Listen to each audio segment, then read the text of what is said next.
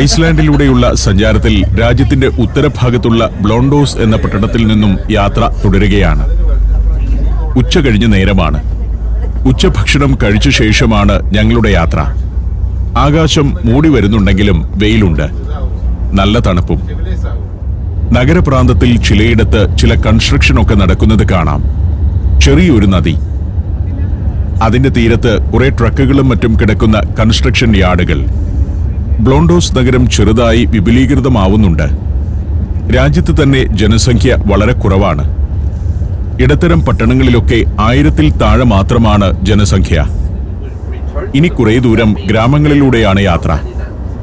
അകലെയുള്ള മലനിരകളിലൊക്കെ മഞ്ഞു വീണ് കിടക്കുന്നു. ദ്വീപിന്റെ വടക്കുഭാഗത്തേക്കാണ് ഞങ്ങൾ പോയിക്കൊണ്ടിരിക്കുന്നത്. വടക്കോട്ട് പോകും തോറും തണുപ്പ് കൂടിക്കൂടി വരും. ഉത്തരധ്രുവത്തോട് അടുത്ത് കിടക്കുന്ന ഭാഗമാണല്ലോ ഐസ്ലാൻഡിന്റെ വടക്കുഭാഗം. കൃഷിയും ആടുവളർത്തലുമായിരുന്നു പരമ്പരാഗതമായി ഇങ്ങനെയുള്ള ഗ്രാമങ്ങളിലെല്ലാം വസിച്ചിരുന്നവരുടെ വരുമാന മാർഗങ്ങൾ. എന്നാൽ സാമ്പത്തിക നില ഉയരാത്ത സാഹചര്യത്തിൽ ഇത്തരം പ്രദേശങ്ങളിൽ നിന്ന് ആളുകൾ തലസ്ഥാനമായ റെയ്ക്യാവിക്കിലേക്ക് കുടിയേറുന്നുണ്ട്. അങ്ങകലെയുള്ള മലനിരകളിലെല്ലാം മഞ്ഞിന്റെ പുതപ്പ് വീണുകഴിഞ്ഞു. വിന്റർ തുടങ്ങാൻ പോവുകയാണ്. ഈ ഭാഗത്തൊന്നും മഞ്ഞുവീഴ്ച തുടങ്ങിയിട്ടില്ലെങ്കിലും മലനിരകൾ മഞ്ഞു പുതഞ്ഞു കിടക്കുന്നത് ഒരു കാഴ്ചയാണ്.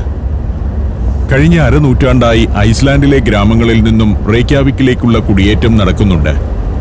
അത് ചെറിയ തോതിലാണെന്ന് മാത്രം. അങ്ങനെ പല ഗ്രാമങ്ങളിലും ആളുകളില്ലാതായി കഴിഞ്ഞു. യുവാക്കളാണ് കുടിയേറിപ്പോകുന്നവരിൽ കൂടുതലും. അവർ റെയ്ക്യാവിക്കിലേക്ക് മാത്രമല്ല, ഡെൻമാർക്ക്, ജർമ്മനി, ഫ്രാൻസ് തുടങ്ങിയ രാജ്യങ്ങളിലേക്കും കയറിപ്പോകുന്നുണ്ട്. ഗ്രാമങ്ങളിലെ ജനവാസം പ്രോത്സാഹിപ്പിക്കുന്നതിനായി ഗവൺമെന്റ് ഇവിടെ ചില പദ്ധതികളൊക്കെ നടപ്പാക്കുന്നുണ്ട്. ഗ്രാൻഡുകൾ, ഹൗസിംഗ് അലവൻസുകൾ, ഫാമിലി അലവൻസ് എന്നിങ്ങനെ പല സഹായങ്ങൾ. ഞങ്ങൾ ഒരു ചെറിയ പട്ടണത്തോട് അടുക്കുകയാണ്. കടൽ തീരത്തെ പട്ടണമാണ്. സൗദാർ ക്രോക്കൂർ എന്ന പട്ടണത്തിലേക്ക്. ഒരു ഫ്യോർദിന്റെ കരയിലുള്ള പട്ടണമാണത്. ഫിഷിംഗിന് പ്രശസ്തമാണ് സൗദാർ ക്രോക്കൂർ. ഫിഷിംഗ് മാത്രമല്ല, മത്സ്യസംസ്കരണം ഇവിടുത്തെ പ്രധാനമായൊരു വ്യവസായമാണ്. മത്സ്യ കയറ്റുമതിയാണല്ലോ ഐസ്ലാൻഡിന്റെ തന്നെ ഒരു പ്രധാന വരുമാന മാർഗം. അതുമായി ബന്ധപ്പെട്ട പ്രവർത്തനങ്ങൾ നടക്കുന്ന ഏറ്റവും പ്രധാനപ്പെട്ട ഒരു പട്ടണമാണ് ഇവിടം. ഉണക്ക മത്സ്യമാണ് പ്രധാനമായും ഇവിടെ നിന്ന് കൂടുതലായി കയറ്റുമതി ചെയ്യുന്നത്. ഫിഷ് ജെർക്കി എന്നൊരു ഭക്ഷണമുണ്ട് ഐസ്ലാൻഡുകാർക്ക്. മീൻ ഉണക്കി ചതച്ചുണ്ടാക്കുന്ന ഒരു വിഭവമാണ്. ഫിസ്ക് എന്ന ഒരു സീ ഫുഡ് ഫാക്ടറിയാണ് വലതുവശത്ത് ഈ കാണുന്നത്. മത്സ്യക്കയറ്റുമതിക്ക് ധാരാളം സ്ഥാപനങ്ങൾ ഉണ്ടെങ്കിലും ഉണക്കിയ മത്സ്യം കയറ്റുമതി ചെയ്യുന്ന ഫിസ്ക് ഉൾപ്പെടെയുള്ള ഏതാനും കമ്പനികളെ ഐസ്ലാൻഡിലുള്ളൂ. ഈ രാജ്യത്തിന്റെ ശുദ്ധവും പ്രകൃതിദത്തവുമായ അന്തരീക്ഷത്തിൽ ഉണക്കിയെടുക്കുന്ന മത്സ്യമാണ് ഇവർ കയറ്റുമതി ചെയ്യുന്നത്. ഇവിടെ കുറെ വേലിക്കെട്ട് പോലെ തോന്നുന്ന നിർമ്മിതികളുള്ള ഒരു സ്ഥലത്ത് കൊണ്ടുപോയി പീറ്റർ വണ്ടി നിർത്തി. വലിയൊരു മുന്തിരിത്തോട്ടത്തിനു വേണ്ടി നിർമ്മിച്ച പന്തലാണെന്നേ തോന്നുകയുള്ളൂ. ഇത് മത്സ്യം ഉണങ്ങാനുള്ള സംവിധാനമാണ്. വേനൽക്കാലത്ത് സൂര്യപ്രകാശത്തിൽ മത്സ്യം ഉണക്കിയെടുക്കാനുള്ള തട്ടുകൾ. ഈ സ്ട്രക്ചറിൽ മത്സ്യം തൂക്കി അങ്ങനെ ഇടും. നിലത്ത് മുട്ടുകയില്ല. വളർത്തുമൃഗങ്ങളൊന്നും അതിൽ തൊടുകയോ തിന്നുകയോ ഇല്ല. വളരെ സുരക്ഷിതമായും ശുദ്ധമായും മീൻ ഉണക്കിയെടുക്കാനുള്ള ഒരു സംവിധാനം. കോഡ്, ഹാഗ്ഡോക്ക്, വോൾഫ് ഫിഷ് തുടങ്ങിയ മത്സ്യങ്ങളാണ് ഇവിടെ വെച്ച് ഉണക്കിയെടുക്കുന്നത്. ഒരാഴ്ച മുതൽ ഒരു മാസം വരെ എടുക്കും മത്സ്യം ഉണങ്ങിക്കിട്ടാൻ. ഇതും ഫിസ്ക് കമ്പനിയുടെ സംവിധാനമാണ്. നല്ലവണ്ണം ഉണങ്ങിയ മത്സ്യം ഫാക്ടറിയിൽ വെച്ച് ചെറിയ ചുറ്റിക കൊണ്ട് അടിച്ച് പദം വരുത്തിയാണ് പാക്ക് ചെയ്യുന്നത്. ഇവിടെ ഡ്രൈ ഫിഷ് കമ്പനികൾ മാത്രമല്ല, മറ്റു ചില സ്ഥാപനങ്ങളുമുണ്ട്. എങ്കിലും പ്രധാനമായുള്ളത് മത്സ്യം ഉണക്കുന്ന കമ്പനികളാണ്. ഡ്രൈ ഫിഷ് പ്രോസസ്സിംഗും എക്സ്പോർട്ടും ചെയ്യുന്ന സ്ഥാപനങ്ങൾ. അതൊന്ന് കണ്ട ശേഷം ഞങ്ങൾ യാത്ര തുടരുമ്പോൾ ഇടതുവശത്ത് വേറെയും ഫാക്ടറികളുണ്ട്. ആ ഫാക്ടറിയിൽ ഇവിടെ മറ്റൊരു സാധനം ഉണ്ടാക്കുന്നുണ്ട്. വോറു മിഡ്ലൂൺ എന്ന ഒരു കമ്പനിയാണത്. അതിന്റെ മുന്നിലാണ് കണ്ടെയ്നർ ട്രക്കുകൾ നിരന്നുകിടക്കുന്നത്. ഇത് സ്റ്റോൺ വൂൾ എന്ന ഉൽപ്പന്നം ഉണ്ടാക്കുന്ന കമ്പനിയാണ്. ലാവാക്കല്ലുകൾ കൊണ്ട് പഞ്ഞി പോലുള്ള ഒരു സാധനം നിർമ്മിക്കുന്ന ഫാക്ടറി.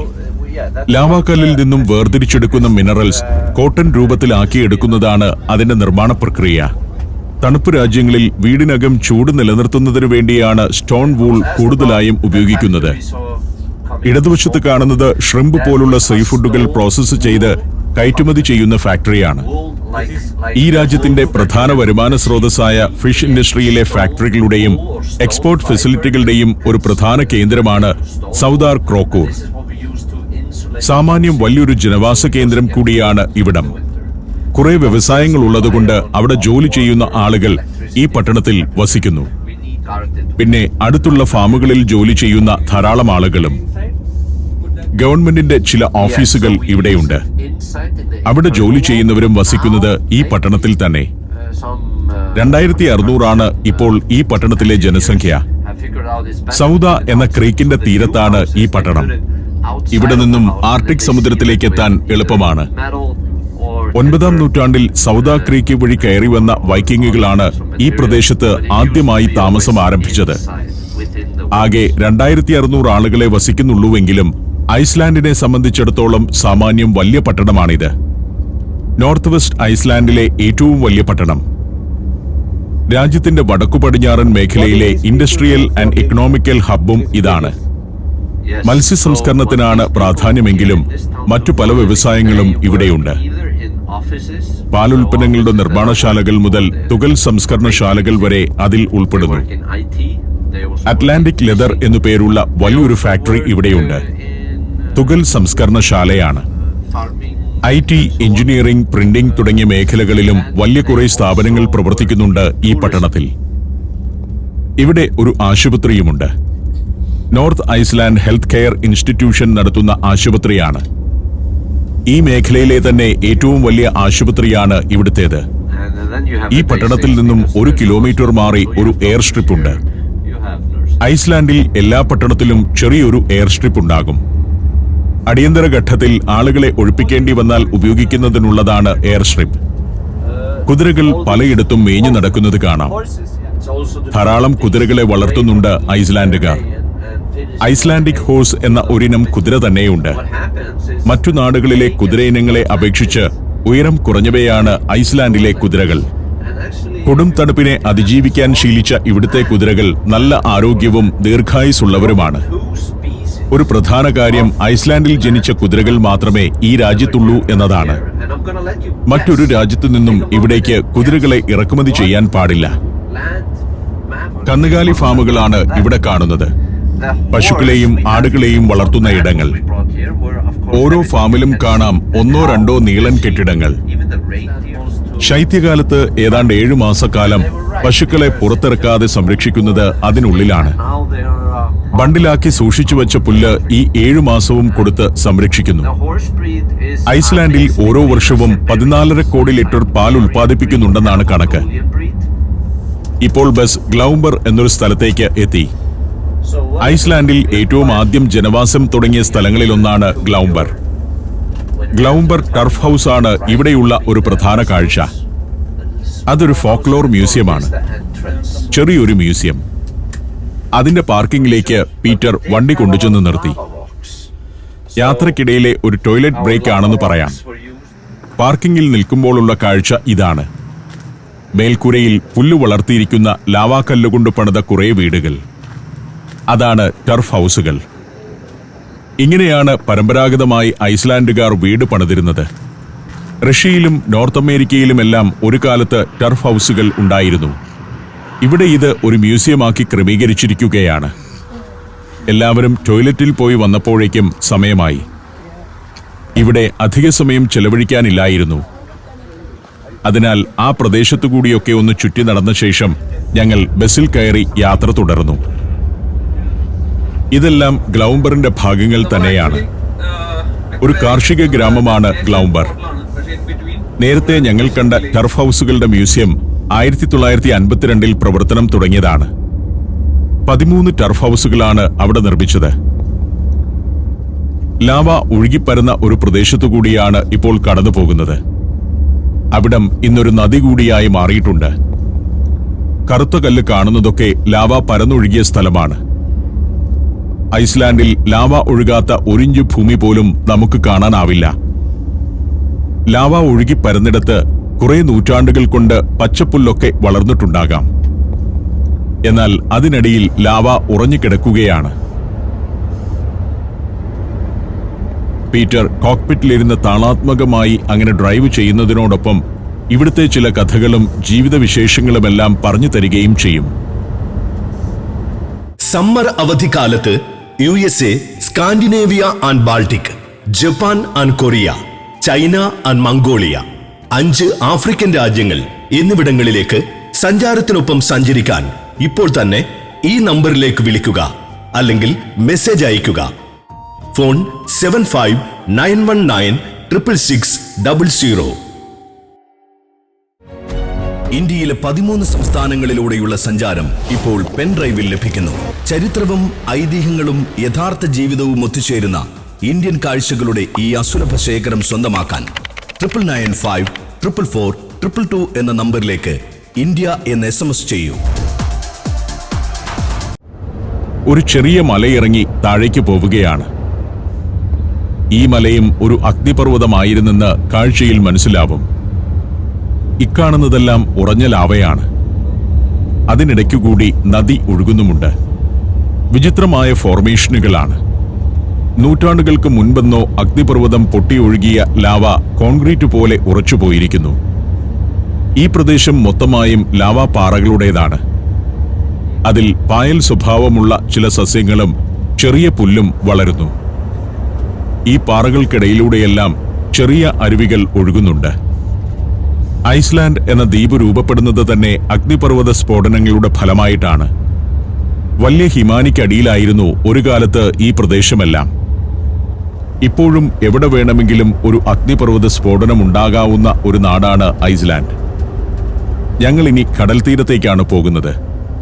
അവിടേക്ക് പോകുമ്പോഴുള്ള കാഴ്ച ഇതാണ്. മലകളിലെല്ലാം മഞ്ഞ് വീണുറഞ്ഞു തുടങ്ങിയിരിക്കുന്നു. താഴെ നിന്നും കുറെ കാറുകൾ കയറ്റം കയറി വരുന്നുണ്ട്. അടുത്ത ദിവസങ്ങളിൽ മഞ്ഞുവീഴ്ച കൂടുതലായിരിക്കുമെന്നാണ് കാലാവസ്ഥ നോക്കി പീറ്റർ പറയുന്നത്. ആളൊഴിഞ്ഞുപോയ ചില വീടുകൾ ചിലയിടത്ത് കാണാം. പഴയ ഒരു ഫാം ഹൗസോ ഹോട്ടലോ ആയിരുന്നിരിക്കണം. മനോഹരമായ ഒരു സ്ഥലത്താണ് അതിരിക്കുന്നത്. ബസ് ഡാൽവിക് എന്ന ഒരു ടൗണിലേക്കെത്തി. ഒരു ഫിഷിംഗ് വില്ലേജാണ് ഡാൽവിക്. 1500-ൽ താഴെയാണ് ഇവിടുത്തെ ജനസംഖ്യ. മത്സ്യബന്ധനം, മത്സ്യസംസ്കരണം എന്നിവയുമായി ബന്ധപ്പെട്ടാണ് ഇവിടുത്തെ ആളുകളുടെ ജീവിതം. ഡാൽവിക്കിൽ ഒരു ഫിഷിംഗ് ഹാർബറുമുണ്ട്. ഇതൊരു ഫ്യോർദാണ്. കടലിൽ നിന്നും ഉള്ളിലേക്ക് കയറിക്കിടക്കുന്ന വലിയൊരു ജലാശയം. യയാ ഫ്യോർദൂർ എന്നാണ് ഇതറിയപ്പെടുന്നത്. ഇവിടെ ചില ചെറുബോട്ടുകൾ കിടക്കുന്നത് കാണാം. വെയിൽ വാച്ചിംഗ് പോലുള്ള ടൂറിസം ആക്ടിവിറ്റികൾക്കായുള്ള ബോട്ടുകളാണ്. ഫ്യോർദിൽ ചെറിയൊരു ഐലൻഡ് ഉണ്ട്. ഒരിടത്ത് വണ്ടി നിർത്തി ഞങ്ങൾ ഇറങ്ങി. നല്ല തണുപ്പാണ്. മഴച്ചാറ്റലും തുടങ്ങിയിരിക്കുന്നു. ദൂരെ നിന്നും ഒരു ബോട്ട് വരുന്നത് കാണാം. ഒരു ഫിഷിംഗ് ഹാർബറാണ് ഇവിടുത്തേത്. അവിടെ നിന്ന് തന്നെയാണ് ആളുകൾ വെയിൽ വാച്ചിങ്ങിന് പുറപ്പെടുന്നതും. ക്രിസെ എന്നാണ് ഫ്യോർദിലെ ദ്വീപിന്റെ പേര്. ആ ദ്വീപിൽ നിന്ന് വരുന്ന ബോട്ടാണിത്. ഫിഷിങ്ങിന് ഉപയോഗിക്കുന്ന ബോട്ട്. നോർത്ത് സീയിൽ ധാരാളം ഞണ്ടുകളുണ്ട്. വലിയ ഇനം ഞണ്ടുകൾ. അതിനെ പിടിക്കാൻ ഇവിടെ നിന്നും ആളുകൾ പോകുന്നത് പതിവാണ്. ക്രാബ്, ഷ്രിംപ് എന്നിവയൊക്കെയാണ് കൂടുതലായും പിടിക്കുന്നത്. 7.5 ചതുരശ്ര കിലോമീറ്റർ വീതിയുള്ള ദ്വീപാണ് ക്രിസെ. ആകെ 150 ആളുകളാണ് അവിടെ വസിക്കുന്നത്. ആ ദ്വീപിൽ നിന്നും മെയിൻലാൻഡിലേക്ക് ബോട്ടുകൾ വന്നെടുക്കുന്ന ഒരു പ്രധാന സ്ഥലം ഇതാണ്. കുറച്ചുനേരം ഞങ്ങൾ ആ തീരത്ത് നിന്ന് കാഴ്ചകളൊക്കെ കണ്ടു. പിന്നെ യാത്ര തുടർന്നു. നേരം സന്ധ്യയാവുന്നു എന്ന തോന്നൽ ഉണ്ടാക്കിക്കൊണ്ട് അന്തരീക്ഷം ആകെ മൂടിക്കെട്ടി. അധികം ഓടിയില്ല. ഞങ്ങൾ അക്കുറേറി എന്ന ഇന്നത്തെ ലക്ഷ്യസ്ഥാനത്തേക്ക് എത്തുകയാണ്. ഐസ്ലാൻഡിൽ ഏറ്റവും കൂടുതൽ ആളുകൾ വസിക്കുന്ന 5ാമത്തെ നഗരമാണ് അക്കുറേറി. 138 ചതുരശ്ര കിലോമീറ്ററിൽ വ്യാപിച്ചു കിടക്കുന്ന ഒരു ജനവാസ ഇടം. ഈ മേഖലയിലെ ഏറ്റവും വലിയ പട്ടണങ്ങളിലൊന്നാണ് അക്കുറേറി. ഇവിടെ ഒരു എയർപോർട്ടുമുണ്ട്. 20,000 ആളുകൾ വസിക്കുന്നുണ്ട് ഈ നഗരത്തിൽ. 9-ാം നൂറ്റാണ്ടിൽ വൈക്കിങ്ങുകൾ കുടിയേറി താമസിച്ച ഒരു പ്രദേശമായിരുന്നു ഇത്. അന്നു മുതൽ തുടർച്ചയായി ജനം വസിച്ചു വരുന്ന പ്രദേശവുമാണ്. അക്കുറേറിയിലെ ലൂതറൻ ചർച്ചിന്റെ മുന്നിൽ പീറ്റർ വണ്ടി നിർത്തി.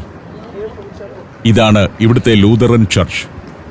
അക്കുറേറിയാർ ക്രിക്യ എന്ന് ഇതറിയപ്പെടുന്നു. 1940-ൽ നിർമ്മാണം പൂർത്തിയായ പള്ളിയാണ്. ഒരു കുന്നിന്റെ മുകളിലാണ് പള്ളി.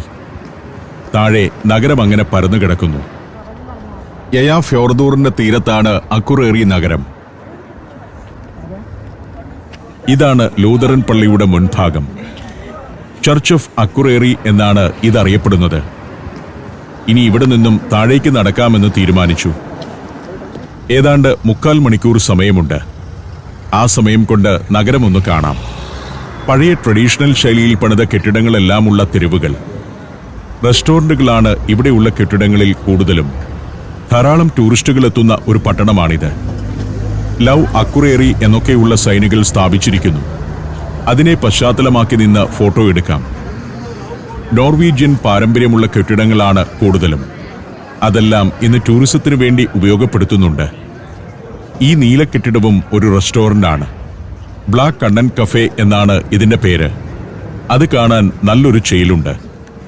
അത്തരത്തിലുള്ള കുറെ കഫേകളുണ്ട് ഇവിടെ. സമ്മറിലാണ് ഈ പട്ടണത്തിലേക്ക് ഏറ്റവും അധികം ടൂറിസ്റ്റുകൾ വരിക. വിന്ററിലും ആളുകൾ വരുമെങ്കിലും സമ്മർ അക്കുറേറിയുടെ തെരുവുകളെ ആകെ സജീവമാക്കും. ഹഫ്നാർ എന്ന സ്ട്രീറ്റിലൂടെയാണ് നടത്തം. ഒരു ഷോപ്പിംഗ് തെരുവാണ് ഹഫ്നാർ. റെസ്റ്റോറന്റുകൾക്ക് പുറമെ മോഡേൺ വസ്ത്രങ്ങളുടെ ഷോറൂമുകളും ഇവിടെ ധാരാളമുണ്ട്. ഇവിടെ കബാബിന്റെ ഒരു ഷോപ്പുണ്ട്. ഒരു മഞ്ഞ കെട്ടിടം. ഈ തെരുവിലെ തന്നെ ഏറ്റവും കളറുള്ള കെട്ടിടം ഇതാണ്. പല നിറങ്ങളിലുള്ള ലൈറ്റുകളൊക്കെ തൂക്കിയിരിക്കുന്നു. അകത്ത് കച്ചവടം നടക്കുന്നുണ്ട്. ടർക്കിഷ് കബാബ് വിൽക്കുന്ന കടയാണിത്. ഹഫ്നാർ സ്ട്രീറ്റിലൂടെ ഞങ്ങളുടെ സംഘം ഷോപ്പിംഗ് നടത്തിയും കാഴ്ചകൾ കണ്ടുമൊക്കെ നടന്നു പോകുന്നു. ചിലയിടത്ത് വഴിയരികിൽ കിയോസ്കുകളുണ്ട്. സ്ട്രീറ്റ് ഫുഡിന്റെ കിയോസ്കുകളാണ്. അതിനടുത്ത് ബെഞ്ചും മേശയുമൊക്കെ പണിതിട്ടിട്ടുണ്ട്. കിയോസ്കിന്റെ മുന്നിലും കുറച്ച് ആളുകളുണ്ട്. ഇവിടെയും നല്ല കച്ചവടമാണെന്ന് മനസ്സിലായി. ഇന്നത്തെ കാലത്ത് ഏറ്റവും കൂടുതൽ കച്ചവടം സ്ട്രീറ്റ് ഫുഡിനാണെന്ന് എനിക്ക് തോന്നുന്നു.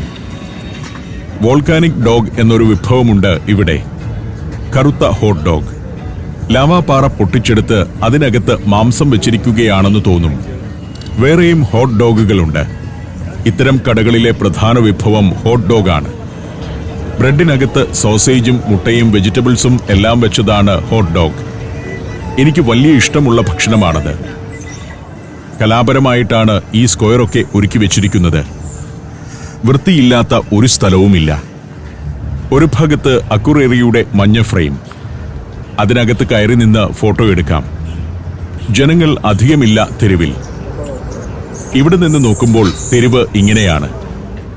അത് ഒരു ജംഗ്ഷനിലേക്ക് വന്നു ചേരുന്നു. മറ്റു യൂറോപ്യൻ നഗരങ്ങളാണെങ്കിൽ ഇങ്ങനെയുള്ള തെരുവുകളിലൊക്കെ ധാരാളം ആളുകളുണ്ടാവും. അങ്ങനെ നടക്കവേ ഇതാ ഇവിടെ ഒരു കട. ഇന്ത്യൻ കറി ഹൗസ്. ഒരു റെസ്റ്റോറന്റാണ്. അതിനകത്ത് കുറച്ച് ആളുകളൊക്കെയുണ്ട്. ലോകത്തെ മിക്കവാറും എല്ലാ രാജ്യങ്ങളിലുമുണ്ട് ഇന്ത്യൻ റെസ്റ്റോറന്റുകൾ. ഇവിടെ ഇങ്ങനെ വൃത്താകാരമുള്ള ഒരു കെട്ടിടമുണ്ട്. ഹോഫ് കൾച്ചറൽ ആൻഡ് കോൺഫറൻസ് സെന്ററാണിത്. എല്ലാവരും അതിന്റെ മുന്നിൽ ഒത്തുകൂടിയാൽ മതിയെന്നാണ് തീരുമാനിച്ചിരിക്കുന്നത്. പീറ്റർ ബസ്സുമായി ഇവിടേക്ക് വരും. ഇതാണ് ഹോഫ്. അക്കുറേറി പട്ടണത്തിന്റെ ഒരു ലാൻഡ്മാർക്കാണ് ഹോഫ് കൾച്ചറൽ സെന്റർ. കൺസേർട്ടുകളും നാടകങ്ങളും സെമിനാറുകളുമെല്ലാം നടക്കുന്ന ഒരിടം. അവിടെ ഒരു ടൂറിസ്റ്റ് ഇൻഫർമേഷൻ സെന്റർ കൂടിയുണ്ട്. അതിനാൽ ഈ പട്ടണത്തിലെത്തുന്ന മിക്ക ടൂറിസ്റ്റുകളും സന്ദർശിക്കുന്ന ഒരിടവുമാണ് ഹോഫ്. റെയ്ക്യാവിക്കിലെ ഹർപ്പ കൺസേർട്ട് ഹാളിനെ മാതൃകയാക്കി 2010-ലാണ് അക്കുറേറിയിൽ ഹോഫിന്റെ നിർമ്മാണം പൂർത്തിയായത്. ഞങ്ങളുടെ ബസ് വന്നില്ലെങ്കിൽ ഈ തെരുവുകളിൽ ഇന്ന് ആളനക്കമേ ഉണ്ടാകുമായിരുന്നില്ലെന്ന് തോന്നിപ്പോകുന്നു. സഞ്ചാരം ഗ്രൂപ്പിലെ ആളുകളാണ് ഇതെല്ലാം. ചെറിയൊരു വാനിൽ വേറൊരു കൂട്ടരും വന്നിറങ്ങിയിട്ടുണ്ട്. ടൂറിസ്റ്റുകളുടെ ഒരു ചെറിയ സംഘം. ഇന്ന് നല്ല തണുപ്പും മൂടൽമഞ്ഞും ഉള്ളതുകൊണ്ട് പട്ടണം ഒട്ടും പ്ലസന്റ് അല്ല. വണ്ടികൾ ചാർജ് ചെയ്യുന്ന സ്റ്റേഷൻ. ഇലക്ട്രിക് വാഹനങ്ങൾ ധാരാളമുണ്ട് ഇന്നാട്ടിൽ. നഗരത്തിന് പശ്ചാത്തലമാകുന്ന മലനിരകളിലെല്ലാം മഞ്ഞു വീണു കഴിഞ്ഞു. ഈ പട്ടണത്തിനു ചുറ്റും പർവ്വതനിരകളാണ്. അതെല്ലാം തന്നെ മഞ്ഞിന്റെ പുതപ്പണിഞ്ഞു കഴിഞ്ഞിരിക്കുന്നു. ബസ്സിൽ കയറി യാത്ര തുടരുമ്പോൾ പീറ്റർ പറഞ്ഞു, ഇന്ന് രാത്രിയിൽ വലിയ മഞ്ഞുവീഴ്ച ഉണ്ടാകുമെന്നാണ് കേൾക്കുന്നതെന്ന്. നിങ്ങൾ ഇന്ന് വരെ കണ്ട ഐസ്ലാൻഡ് ആയിരിക്കില്ല നാളെ മുതൽ കാണാൻ പോകുന്നതെന്നും പീറ്റർ പറയുന്നുണ്ട്. പട്ടണത്തിലെ ബിൽഡിംഗുകളുടെ കളർ സ്കീമും ലാളിത്യവുമെല്ലാം ആരെയും ആകർഷിക്കും. നഗരഹൃദയം പിന്നിലായി. യയാ ഫ്യോർദ്യൂർ എന്ന ഫ്യോർദിന്റെ ഒരറ്റം അക്കുറേറി പട്ടണത്തിലാണ്. കടലിൽ നിന്നും നീണ്ടുകിടക്കുന്ന ഒരു ക്രീക്കാണിത്. അതിങ്ങനെ വന്ന് ഈ നഗരത്തിൽ അവസാനിക്കുന്നു. ഇതൊക്കെ നഗരത്തിലെ ആളുകൾ വസിക്കുന്ന വീടുകളാണ്. സുന്ദരമായ കൊച്ചു കൊച്ചു വീടുകൾ. അലങ്കാരങ്ങളൊന്നുമില്ല. ലാളിത്യമാണ് ഏറ്റവും വലിയ പ്രത്യേകത. ചിലയിടത്ത് പെട്രോൾ പമ്പുകൾ, അതിനോട് ചേർന്നുള്ള ഷോപ്പുകൾ. ഞങ്ങളിപ്പോൾ ഫ്യോർദിനെ ഒന്ന് ക്രോസ് ചെയ്യുകയാണ്. ഇനി മറുകരയിലുള്ള ഒരു കുന്നിൻ മുകളിലേക്ക് പോകണം. അവിടെയാണ് ഞങ്ങൾ ഇന്ന് താമസിക്കുന്നത്, ഒരു റിസോർട്ടിൽ. മനോഹരമായ ഒരു സ്ഥലത്താണ് ആ റിസോർട്ട്. ഫ്യോർദിനകത്തേക്ക് നീണ്ടു നിൽക്കുന്ന ഒരു റൺവേ അക്കുറേറി എയർപോർട്ടിന്റെ റൺവേ ആണ്. അടുത്ത ദിവസം ഈ എയർപോർട്ടിൽ നിന്നുമാണ് ഞാൻ യാത്ര ചെയ്യുന്നത്. മുന്നിൽ ഒരു പാലവുമുണ്ട്. ഇനി ഒരു മല കയറി താമസിക്കാനുള്ള റിസോർട്ടിലെത്തണം.